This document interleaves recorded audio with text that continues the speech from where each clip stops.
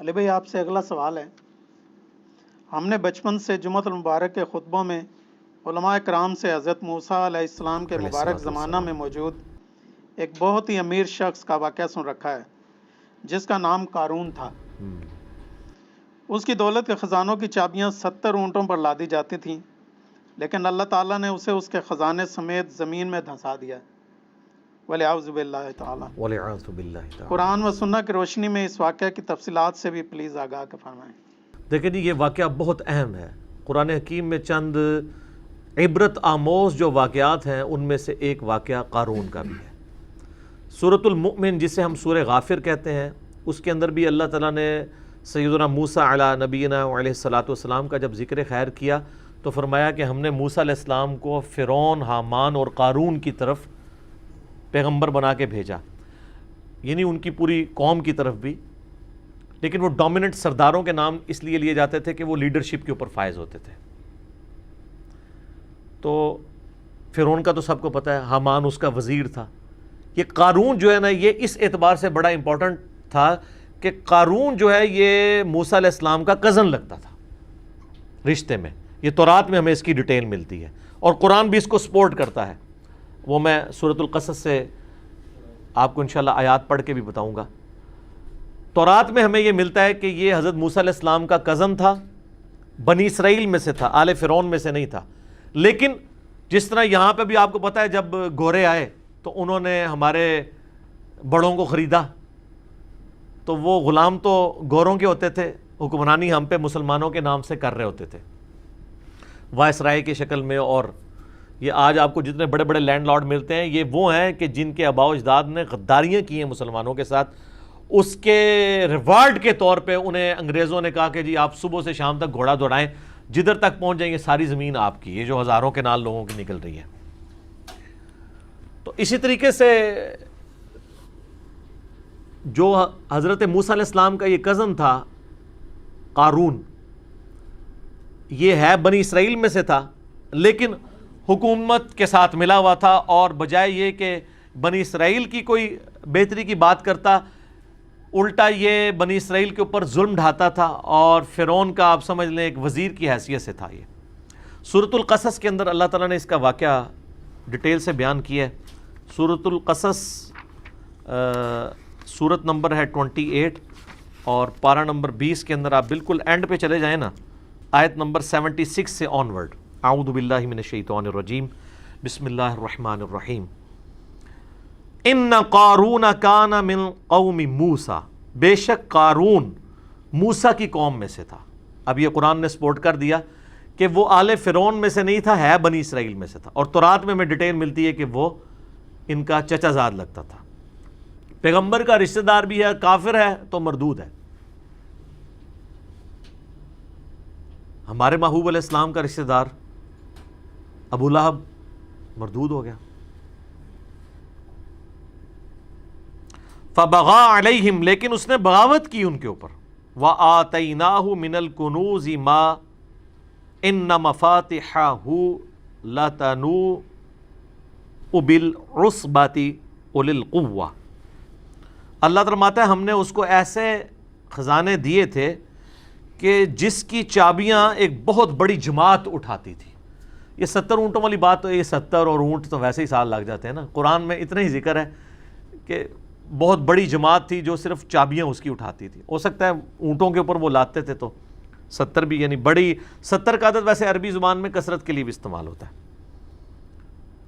اذ قال له قومه لا تفرح، جب اس کی قوم نے اس سے کہا کہ مت شیخی بگاڑ، ان اللہ لا يحب الفرحین، بے شک اللہ تعالیٰ شیخی بگاڑنے والے کو پسند نہیں کرتا۔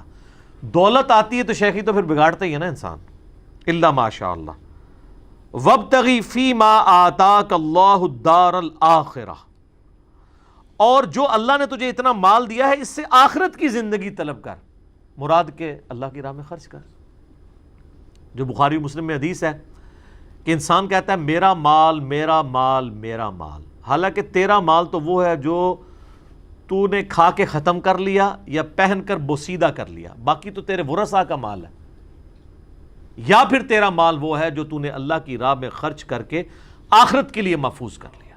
تو نبی علیہ السلام فرمایا تمہارا مال 3 قسم کا ہے، کھا پی لیا، پہن لیا، یا اللہ کی راہ میں خرچ کر کے قیامت کے دن کے لیے محفوظ کر لیا، باقی تمہارے ورثاء کا مال ہے۔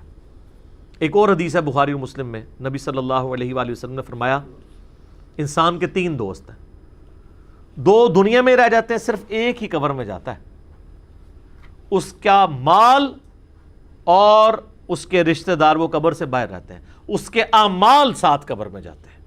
تو اعمال میں ظاہر ہے جو مال اس نے خرچ کیا ہوگا وہ 7 قبر میں جائے گا، باقی مال باہر رہ جائے گا۔ ایک اور حدیث ہے بخاری اور مسلم میں، نبی صلی اللہ علیہ وآلہ وسلم نے فرمایا ابن آدم کے پاس اگر سونے کی 2 وادیاں ہوں تو وہ خواہش کرے گا میرے پاس تیسری بھی آ جائے، اس کا پیٹ صرف قبر کی مٹی بھرے گی۔ اسی لیے بخاری اور مسلم دونوں میں آتا ہے، نبی صلی اللہ علیہ وآلہ وسلم نے فرمایا اے اللہ محمد اور آل محمد صلی اللہ علیہ وآلہ وسلم کو بس اتنا ہی رزق دینا کہ ان کی روح اور جسم کا رشتہ برقرار رہے، یعنی سبسسٹنس لیول کے اوپر۔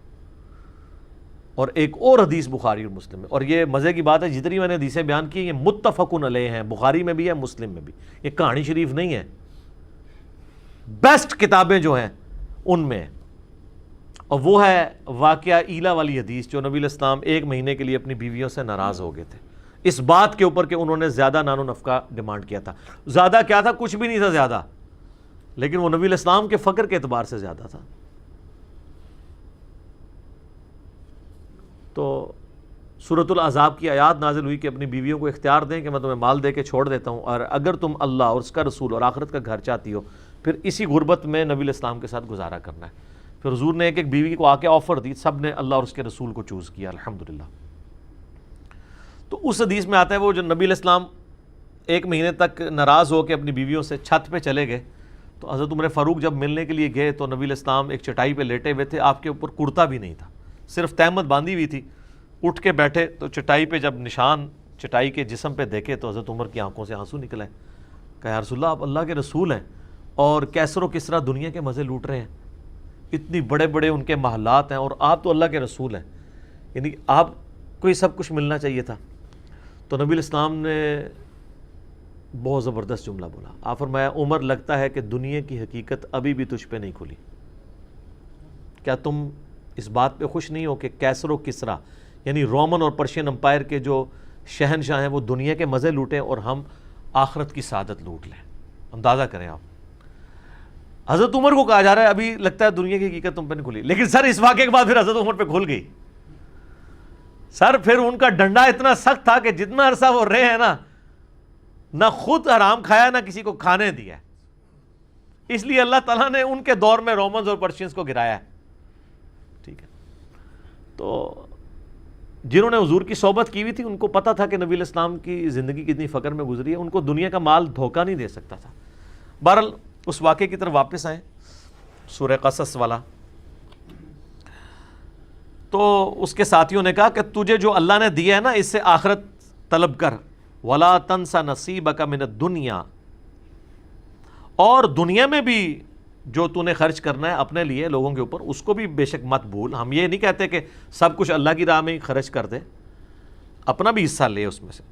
وَأَحْسَنِ كَمَا أَحْسَنَ اللَّهُ إِلَيْكَ، اور تو لوگوں کے اوپر احسان کر اس مال کے ذریعے جس طرح اللہ نے تجھے مال دیا، یعنی اللہ کے دیے ہوئے میں سے اللہ کی راہ میں خرچ کر، غریبوں کے اوپر لگا۔ وَلَا تَبْغِ الْفَسَادَ فِي الْأَرْضِ، اور دیکھ اس کے ذریعے زمین میں فساد تو مت بچا۔ اگر تجھے دولت ملی ہے، یہاں پہ بھی آپ دیکھ لیں جس کے پاس دولت آئی ہے وہ ڈان بنا ہوا ہے،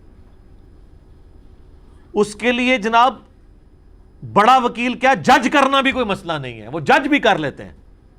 ظاہر ہے ججوں نے کئی فیصلے دیے ہیں نا ایسے کہ جی ان کے اپنے جج بکے ہوئے تھے، تو وہ کسی نے پیسہ لگایا تو بکتے ہیں نا۔ ان اللہ لا يحب المفسدین، بے شک اللہ تعالیٰ زمین میں جو فساد کرنے والے ہیں نا ان کو پسند نہیں کرتا۔ اب اتنی زیادہ نصیحت سننے کے بعد دماغ کا خمار دیکھیں کہ قارون جواب میں کیا کہتا ہے، قال انما اوتیتہ علی علم عندی، وہ کہنے لگا یہ جو کچھ مجھے حاصل ہوا ہے یہ تو میرا کمال ہے، یہ میرے علم کی بدولت ہوا ہے، میرے پاس جو ہنر ہے، میں بڑا یعنی ہوشیار آدمی ہوں, میں نے بڑی چلاکی کے ساتھ بڑے صحیح ٹائم پہ انویسٹمنٹ کر کے جناب فلانی جگہ پلاٹ لے لیا سی تھے, آج جناب میرے اثاثے اتنے ہوئے ہیں. آج کل ٹی وی پہ آپ سوشل میڈیا پہ دیکھ رہے ہیں نا, بڑے بڑے شریف لوگوں کے اثاثے ڈسکس ہو رہے ہیں, جو دنیا کو یہ بھاشن دیا کرتے تھے کہ فلاں حرام خور ہے, فلاں کی جداد اتنے گنا ہوگی, اپنی جدادیں آئی ہیں. اور جو لوگوں کہتے تھے ان کی تلاشیاں لو, اب یہ بھی اپنی تلاشیاں دیں نا, ٹھیک ہے, نام لیے بغیر. تو جو لوگوں سے تلاشی مانگتا ہے اس کو اپنی تلاشی دیتے ہوئے کوئی غصہ نہیں کھانا چاہیے. اس کو کہنا چاہیے جناب یہ میرا منی ٹریل ہے, یہ دیکھیں جناب, اس کی بجائے یہ کہنا شروع کر دے نہیں اس نے بھی دیکھو. یہ وہی ہے کہ پتر تو کیوں فیل ہویا, ابا جی تھوڑے دوست دا منڈا بھی فیل ہو گیا ہے. بھئی اگر ابا جی کے دوست کا بیٹا فیل ہوا ہے تو اس کی وجہ سے تیرا فیل ہونا جسٹیفائی نہیں بیٹا, ٹھیک ہے, یہ کوئی جسٹیفیکیشن نہیں ہے. بہرحال وہ کہنے لگا میرے پاس علم ہے خاص جس کی وجہ سے میں نے, اسی لیے ہمیں دعا سکھائی گئی ہے. سنن ابن ماجہ میں حدیث ہے نا کہ فجر کے بعد نبی علیہ السلام کیا دعا کرتے تھے, اللہم انی اسألک علما نافعا ورزقا طیبا وعملا متقبلا. میں ایسا علم تجھ سے مانگتا ہوں جو نفع مانگتا ہوں, اور رزق مانگتا ہوں جو پاکیزہ ہو, اور عمل ایسا مانگتا ہوں جو تیری بارگاہ میں قبول بھی ہو, ریاکاری کی نظر نہ ہو جائے. کتنی پیاری دعا ہے. علم نفع والا, نقصان والا نہ ہو. علم دین بھی نقصان بن سکتا ہے اگر آپ اس کو بیچنا شروع کر دیں, اور عمل بھی, نیک عمل بھی آپ کے لیے نقصان کا باعث بن سکتا ہے اگر اس کے اندر ریاکاری آ گئی, دکھلاوا آ گیا. یہ تو پھر لادہ سے ایک ٹاپک ہے. اللہ تعالیٰ فرماتا ہے اولم یعلم ان اللہ قد اہلک من قبلہ من القرون, کیا قارون نے یہ نہیں دیکھا تھا کہ بے شک اللہ تعالیٰ نے اس سے پہلے بھی کئی قومیں ہلاک کر دیں. من ہوا اشد منہ قوۃ واکثر جمعا, جو اپنی قوت اور مال جمع کرنے کے اعتبار سے قارون سے بھی زیادہ مال تھا ان کے پاس. اللہ تو وہ ہے جس نے ان کو بھی ہلاک کر دیا تھا, تو یہ قارون کو اپنے جو مال کے اوپر اتنا بڑا زوم ہے یہ کس بنیاد پہ تھا. ولا يسأل عن ذنوبهم المجرمون, اور جو مجرم ہیں ان سے ان کے گناہوں کے بارے میں نہیں پوچھا جائے گا. یہ نہیں پوچھا جائے گا, یہ لٹریچر کی زبان میں بات ہو رہی ہے کہ اللہ تعالیٰ کو پوچھنے کی ضرورت نہیں ہے, اس کو پتہ ہے کہ انہوں نے کیا کرتوت کی ہیں. یعنی جب عذاب آئے گا تو پھر نہیں پوچھا جائے گا کہ حضرت صاحب من عذاب لے آئیے توڑے, بغیر پوچھے اٹھا کے تو اللہ تعالیٰ ان کو تباہ و برباد کر دے گا. اور یہی قارون کے ساتھ ہوا ہے. جناب سنیں, یہ بھی ڈراپ سین آ رہا ہے اس کا. فخرج علی قومہ فی زینتہ, تو ایک دن وہ بڑی زینت کے ساتھ, آج کے دور میں آپ کہہ لیں کہ جی بڑی مہنگی گاڑی کے اندر بڑے مہنگی گھڑی پہنے ہوئے اور بڑے مہنگے جوتے اور کپڑے پہنے ہوئے نکلا. قال الذین یریدون الحیات الدنیا, تو وہ لوگ جو دنیا کی زندگی کے طلبگار تھے وہ کہنے لگے یا لیت لنا مثل ما اوتی قارون, کاش ہمیں بھی اتنا مال ملتا جو اللہ نے قارون کو دیا. یہاں پہ بھی آپ دیکھ لیں نا, کسی کی فلم بھی کامیاب ہونا وہ کہتا ہے اللہ کا فضل ہے. جس نے حرام خوری سے بہت زیادہ پلاٹ بنا لیے وہ بھی کہتے ہیں جی اللہ کا فضل ہے, تھوڑے سے مال میں اللہ نے برکت دی ہے جی, میں تو کچھ بھی نہیں سا وہ فضل ہے. تو ڈیپ ڈک کرو تو پھر تمہیں پتہ لگے نہیں کتنے کتنے کام پائے نے اتنے تک پہنچنے واسطے. بعض لوگ ناراض ہوئے ہیں, میں نے یہ جو دعویٰ کیا تھا نا کہ جو بھی ارب پتی ہے نا میرے بھائی, کہیں نہ کہیں اس نے ڈنڈی ماری ہے. رزق کے حلال رزق کے اوپر کوئی شخص اتنا اوپر نہیں کبھی جا سکتا, کہیں نہ کہیں اس نے کمپرومائز کیا ہے اصولوں کے اوپر. تو اس کے نا جواب میں کئی لوگوں نے نیچے کومنٹس کیے کہ علی بھائی اس کا مطلب ہے آپ یہ کہہ رہے ہیں کہ حضرت عثمان نے بھی کیا ہے. یہ یار بات کر رہے ہیں تواڈے بابیاں دی, تسی پہنچ گئے ہو خلفائے راشدین ہوتے, ٹھیک ہے, ہم تو آپ کی بات کر رہے ہیں. ان کی تو سند نازل ہوئی ہے قرآن و سنت میں, اور دوسرا ان کے پاس وہ مال نہیں تھا جو آپ کے پاس مال ہے. خلفائے راشدین کا تو سارا مال جمع کریں تو ایک ایک پراپرٹی ڈیلر کے پاس اس سے زیادہ مال موجود ہے. تو ان کی مثال آپ لوگ کیوں دیتے ہیں؟ آپ اپنی بات کریں کہ آپ نے کہیں نہ کہیں جو ہے وہ لوگوں سے ناجائز زمینیں ہتھیا کے اپنے مال کو ڈبل کیا ہے, کہیں پہ سودی قرضے لیے ہیں, کہیں بدماشی سے ہتھیایا, کہیں پہ فائلوں کو پہیے لگائے ہیں. وہ تو خود بول کے لوگ کہتے ہیں.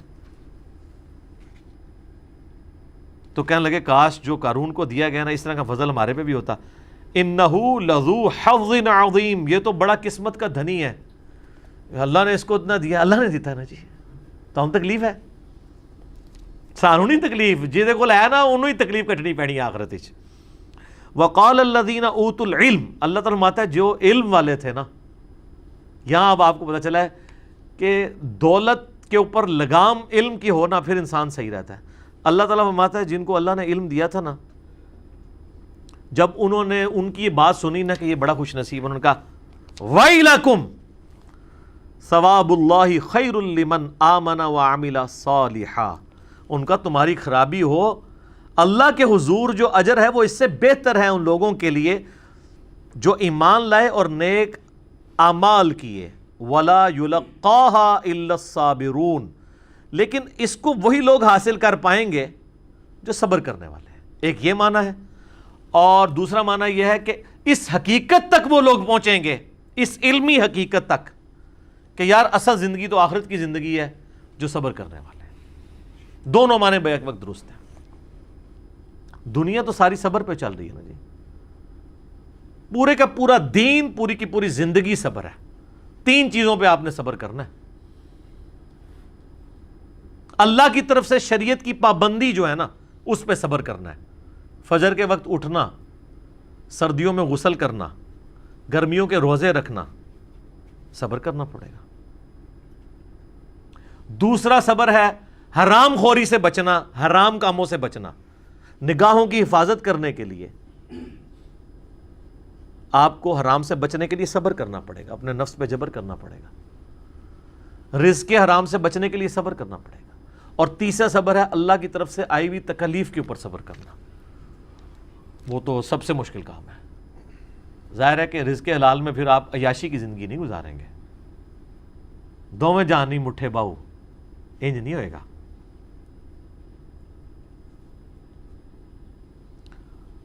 فَخَسَفْنَا بِهِ وَبِدَارِهِ الْأَرْضِ، تو اللہ تعالیٰ ہمارا ہم نے اس کو اس کے محل سمیت، خزانے سمیت زمین میں دھسا دیا۔ فَمَا كَانَ لَهُ مِنْ فِئَةٍ يَنْصُرُونَهُ مِنْ دُونِ اللَّهِ، پھر اس کے پاس کوئی ایسی فوج نہیں تھی، کوئی ایسی جماعت نہیں تھی جو اللہ کے مقابلے پہ اس کی مدد کر سکتی۔ وَمَا كَانَ مِنَ الْمُنْتَصِرِينَ، اور نہ ہی وہ بدلہ لے سکتا تھا کوئی اللہ تعالیٰ سے اس کے اس معاملے میں۔ سر وہ 30ویں پارے کے اینڈ میں بھی آیا نا، اللہ فرماتا ہے ہم نے قوم سمود کو تباہ کر دیا، وَلَا يَخَافُ عُقْبَاهَا، اور ہمیں کوئی ڈر نہیں ہے اگر ہم نے کسی کو برباد کر دیا کہ کوئی آگے ہم سے بدلہ لے لے گا، کیونکہ ہم جس کو کر گزرے تو ہم سے تو کوئی نہیں پوچھ سکتا۔ یہ وہی چیز ہے، اللہ تعالیٰ ہمارا کوئی اس کی مدد نہیں کر سکی جماعت۔